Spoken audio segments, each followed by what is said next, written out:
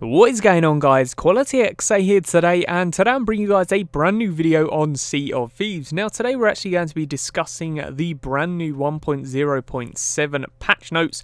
We have some really cool stuff to actually talk about through them, so let's get right into this. So first up, the download side is going to be 800 megabytes no matter if you're on console or PC. So first up, we actually have a new feature where you can actually go and change your crew to either an open crew or a closed crew. So it's basically private matches. They are also going to be adding functionality coming soon for open and closed crews to include the ability to dynamically switch between open and closed while in game, in addition to being able to make a session fully private by preventing friends joining.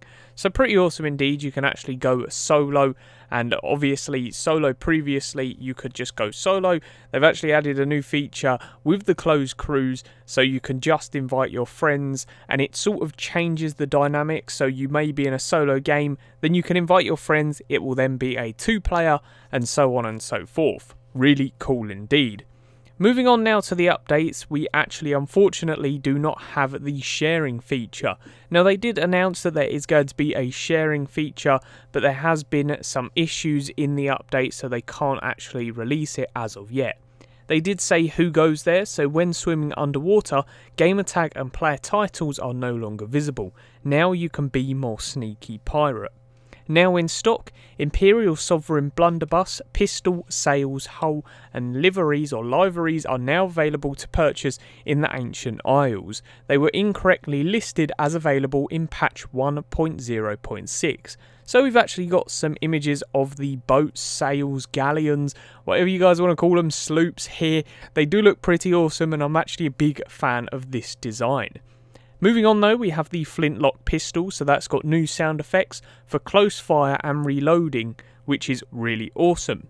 Now onto the icons. Within the clothing chest, the icons to unequipped all or select random outfits have been updated, and we've also got health bar UI. So deciding whether to eat that banana or keep swiping your sword, you'll notice some changes to the health bar UI. Fancy. Now I haven't actually checked this out yet, but I'm definitely going to have to, just to see what it actually looks like now.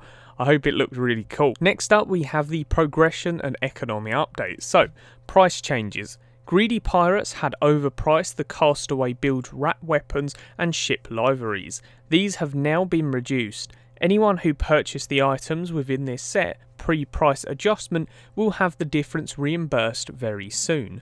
And we also have strike gold, so as pirates rank up with all trading companies, the chance of finding more valuable rewards has been increased. Say goodbye to those castaway chests at higher ranks. Now some very good updates there. Big fan of that strike gold. I'm glad that we're going to see less of these worst chests and hopefully see some more chest of sorrows and captain's chests for that matter. We also know about the price changes, so glad that they've done that, and it's actually a really good thing that they are going to be reimbursing all of the people who actually did purchase it at full price. Very nice by Rare. Moving on now to the fixed issues. They have actually fixed the issue in which your pirate would change the details, so their hair colour and scars, which is really cool. There is no longer going to be a delayed achievements and commendation from in-game action, so very good indeed.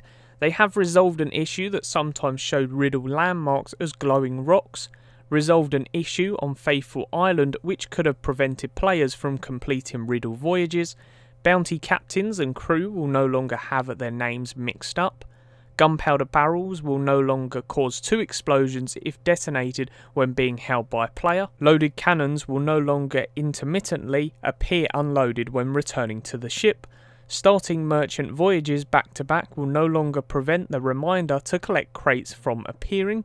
When playing on wired monitors, the settings UI will no longer have clipping issues. Being on an Order of Souls voyage no longer causes fewer ambient skeletons to spawn. Cannonball, a wooden plank and banana crates no longer always spawn empty. Restarting the game will no longer reset the frame rate lock option. Fix the collision issue on Thieves Haven. Equipped in the Sea Dog hull on the sloop will now match the preview image. Muting all other crews will no longer mute your own crew. The flawed texture of Crow's Nest on the galleon now appears correctly. resolved a shader issue caused by the balcony outside the captain's cabin on the galleon to appear incorrectly. There is no longer a gap between a character's head and the Imperial Sovereign hat when it is equipped, and restored missing 90 frames per second frame rate lock option. So some very good fixed issues there. Personally, I really love the little things that they do, so the collision issues, as well as making it so when you mute, it will not mute your own crew. So some good fixes there, glad that they have got them out of the way. And then last but not least, we have the performance improvements. So frame rates will now be more consistent during ship battles, sword fights and Kraken encounters due to visual effect optimizations. Latency has been improved in multiple ship and skeleton heavy scenarios due to server optimizations. Frame rates can now be locked to 100 frames per second. For the PC only, we have fixed GPU driver hangs and crashes on certain graphics devices, and resolved bug which triggered Copperbeard error when alt-tabbing. We also have multiple server crash fixes.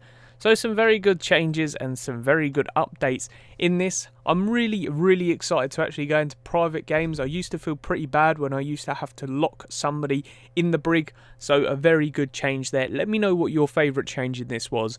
But as always guys, peace out, and I hope you enjoyed.